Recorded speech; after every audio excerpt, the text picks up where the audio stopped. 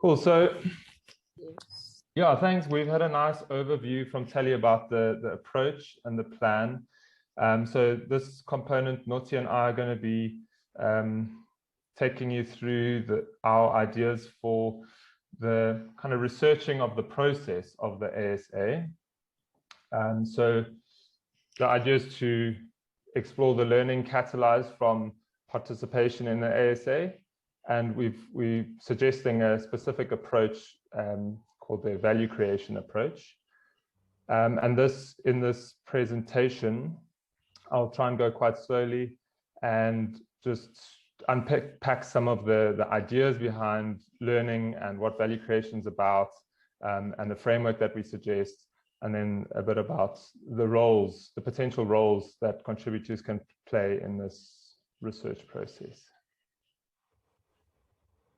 So a big question is about exploring learning. Why are we wanting to be attentive to learning in the ASA approach? And the assumption is that the ASA approach itself, the different steps, so Bound1, Bound2, APP, the research processes, all the supporting processes that go into it, those are all social learning spaces. They're places where we come together with what we know and what other people know.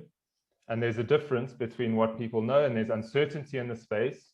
And we're coming together towards learning to make a difference in what we care about. So we all coming in here with our own motives. We're trying to kind of align them with agreed motives around like the problem space in a particular case study, for instance. And we're wanting to learn together to be able to make that change, to make shifts in those problem spaces. So that's often an intention, and that's why learning is important.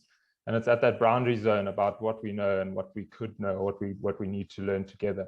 And it's that process of sharing perspectives, new ideas, and that's kind of the mechanism of how we learn. So yeah, so our focus is looking at this process of learning through involvement and participation in the ASA process.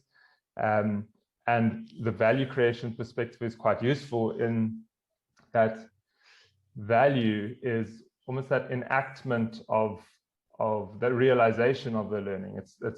It's all very well to learn, but learning towards what, or learning for what? And it's how we apply that learning to make a difference that we gain value from that process. So I think it's useful spending a little bit of time clarifying some of these terms and how we understand them. So what do we mean by value? How is it different from values and evaluation? So value relates to meaningfulness of something, the benefit of something towards making that difference that you care to make.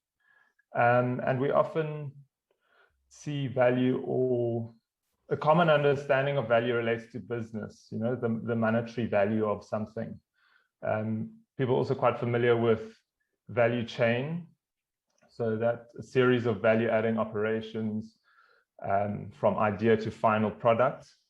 And it's not that different from when we're thinking about value in a learning context, whereas the creation of value is also a process. It's that value, the gradual creation of value towards learning to make that difference. So the difference the learning eventually makes has produced different kinds of value on the way. And this research process that we are proposing about the ASA and the value that gets generated from the ASA for people that are participating in it, we are wanting to pay attention to the different forms of value that emerge along the way. And our values, this is your ethical stance, the principles and standards of behavior that guide how you act. So we must just be clear about how these differ. And then evaluation, that's that systemic inquiry into a process, a practice, to understand was it determine its worth, understand the significance or the impact. Was it worth spending that money? Was it worth spending that time? And how can we then improve? So that's another motivation for, that's what evaluation is. And this process will also inform our evaluation of the ASA and how it went. So the data that we gather around learning and what value was generated for people will inform our evaluation of the process and its improvement. Right.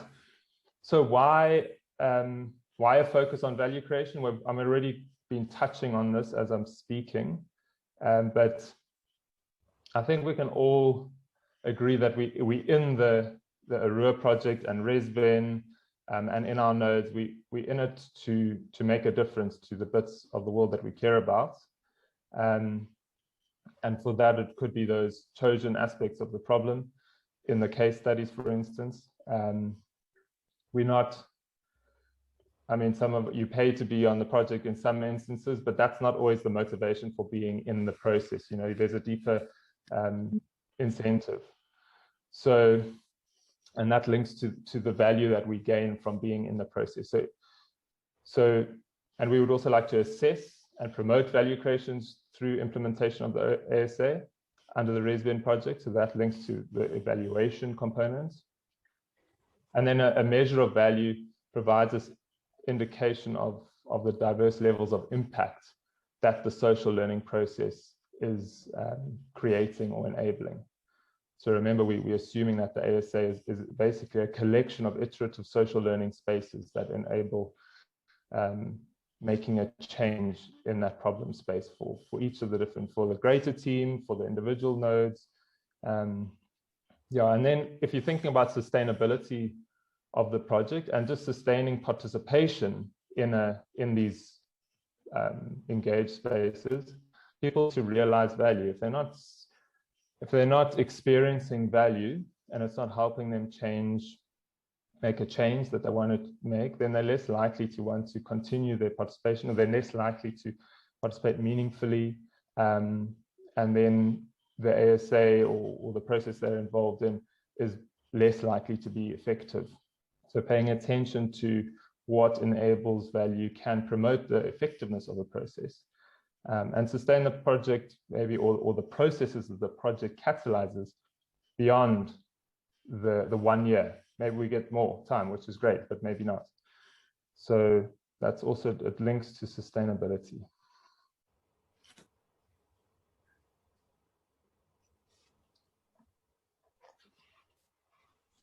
So value creation for who and related to what? I've given clues to this already, but we're looking at value creation for the research group engaged in the implementation of the ASA. That's the main focus. It's us. It's the water COE. It's the hubs that are involved participating in these planning processes, the COIs, the RAs, everyone who's involved in implementation of the ASA process. So that's the main participant group. And then also those stakeholders that are experiencing the problem on the ground in those particular case studies, where those kind of refined problems are, or those focus problems that they identify are. So to a certain extent, those stakeholders, but the limitation there is that there's going to be limited opportunities to engage with those stakeholders and find out what kind of value they've had in participating in that workshop, for instance, in addressing what they care about, which would likely be related to the problem that's the focus of the workshop. So we also want to find out information about that, but we're not going to be, I suppose, too ambitious about how much of that insight we can gain.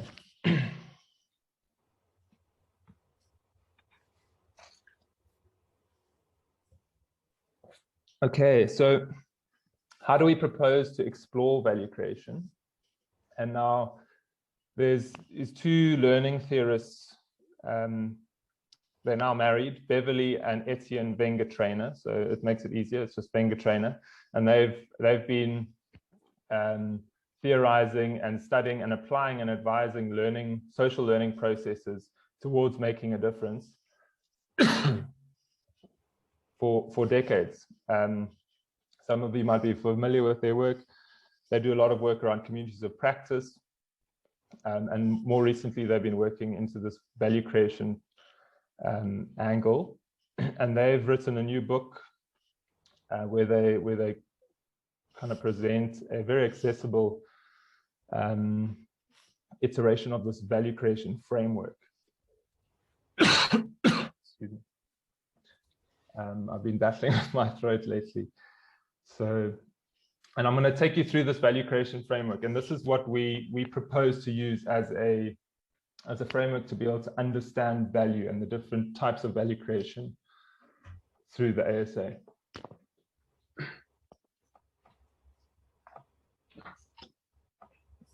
Thank you. All right.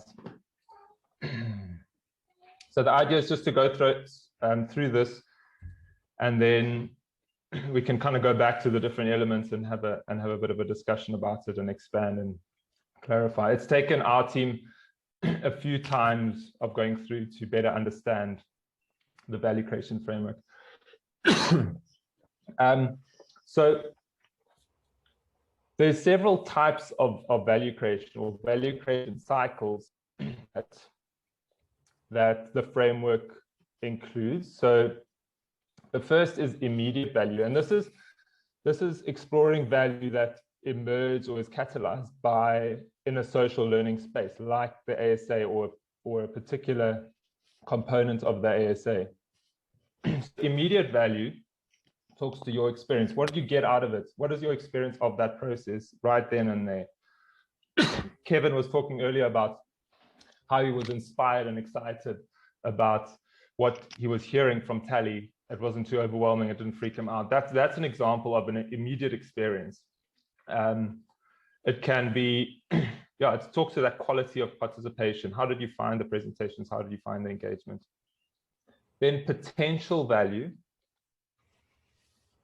talks to what you got out of it. This is directly looking at the learning, you know, the knowledge you gained. And we talk about knowledge capital here, and there's different forms of knowledge capital. So the human capital refers to like the skill you gain, the piece of information, a new perspective, a new idea, the value of just being there, of participation, maybe your growth in identity or inspiration, confidence, status.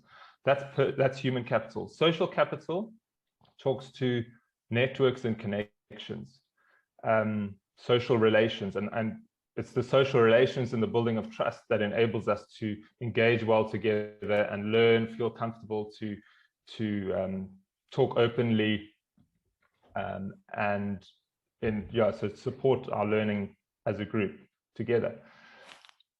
It's also where we build our common language and common understanding as we engage more together over time. Then tangible capital talks to the resources, you know, those things you can hold. They're not always, you don't always hold them because it's sometimes electronic. So there could be a piece of information, a document, a new tool, a method, a process, heuristics like this framework, like that, the Franks and Cleaver framework. That's an example of a heuristic that can enable us to learn and understand and shift our problem space. Then there's kind of collective intangible assets. So that talks to reputational capital. So that's maybe the status of your group or identity of your node growing and being more in a better place to address the problem of or the difference, make a difference that you care about. Is also transformed. So there's also learning capital or the transformed ability to learn. So being involved in the process, in an online process, maybe you'll realize that, oh, we can actually engage effectively in this manner and learn together towards making that difference we care to make. So it's like kind of changing of your perspectives. So that's knowledge capital and what you got out of that engagement or that learning process or that interaction. Then applied value is what you did with that knowledge capital. What was the application of that new idea, of that growth in confidence, or whatever element of that knowledge capital that you gain from the process. And this could be that application of the plan. It could be going back to your group, your RA, and nutting out that Gantt chart towards that paper. So that's the application. Or it would be, you made that connection in the meeting or in the workshop, then you went out and you actually contacted that person and collaborated and did something out of that. The result is the realized value talks to the result. What was the result of that application? So what was the change that application made? So for instance, changes in the ASA team. If like the RA is participating in the writing COP that's going to emerge, or the postdoc writing support COP, it could be that first draft that comes out, or the growing confidence to write a coherent paragraph. You know, there's many examples, but you could also look at it as impact, but it's the result of that application. And then the next value creation cycle is transforming or reframing. These are kind of broader, deeper level effects. So reframe strategies. So maybe out of the learning and application and understanding how that realized value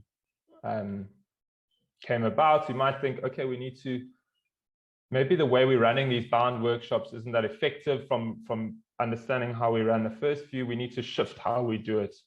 We need to change our approach. So it's a broader level reframing, shifting, changing perspective within and also beyond the ASA team. So maybe the impact has kind of had an influence on people outside of the direct team.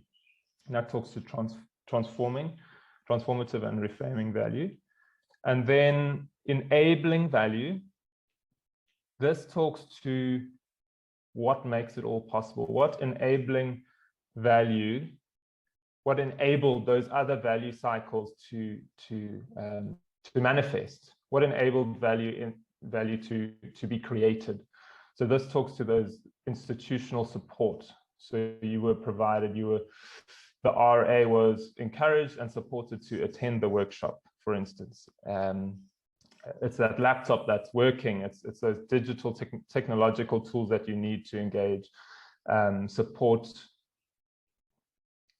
resources, tools. I think there was an example earlier on, was it Rebecca that said you had a pre-meeting to talk about budget and everything, and it made things a lot clearer. And so that is an example of an enabling value that enabled you to better participate in this workshop or in the ASA process. So it's paying attention to what enables value creation.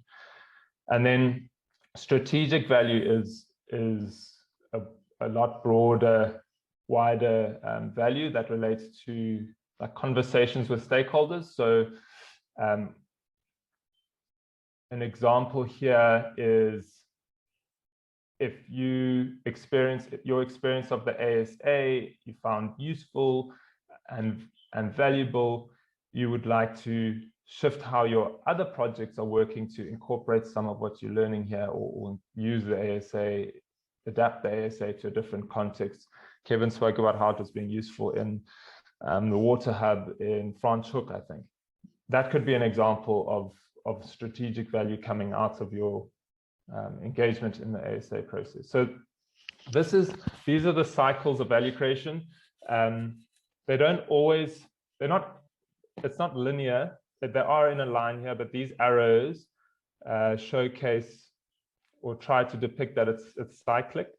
So it does often grow in value over time and in a line, but it often loops back, and you'll have different kind of orders and development of value. So this links to our ideas of complexity, working complex processes and complex systems, in that things are not always linear. So just to bear that in mind.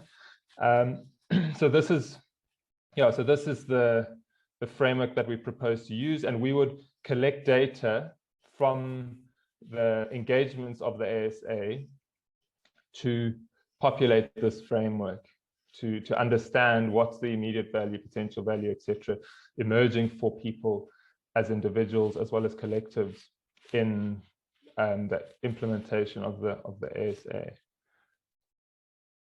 Okay, so yeah, this is just kind of indicating that we've got so what is the evaluation process? We've got this different steps of the ASA that Tally highlighted at the beginning, and we can only do a little bit of it. So the idea is to pay attention to value created in these different social learning spaces. We're viewing them as social learning, so that it's important with social learning is a valuable mechanism to enable change in complex processes, complex systems. So it's important that we also think about how we design these workshops so that we enable some engagement, which I see now I'm talking so much and there's not much engagement, but there's a time and place. So the idea is to populate get data in line with this framework from the different stages, both to understand what value was created through the ASA, but also to inform the ongoing ASA approach. And the depiction of these frameworks getting bigger is that at the beginning we'll probably only get a bit of data on some of the early value creations categories or cycles, and then as the participants actually get their teeth into or follow the ASA further and start implementing and conducting their research and engaging with one another and the COPs, they would experience more value creation, and we would be able to draw a more complete picture of the value creation out of the ASA. So what is the role of the research participants? So I'm leading the value creation research, and I'm saying this like I'm leading the value creation research. There's also room for critique of the approach and shifting. I've seen this approach as a valuable approach or an effective approach for evaluating a social learning process. So I'm very eager for feedback. And then, yeah, so the research participants are the people that are involved in the ASA process. So what would be required would be completion of reflection surveys after each of the engagements.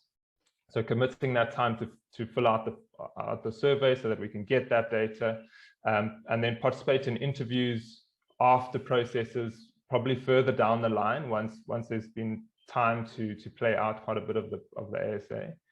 And then you can also look for value creation in outputs from participating in the research process. So like the papers and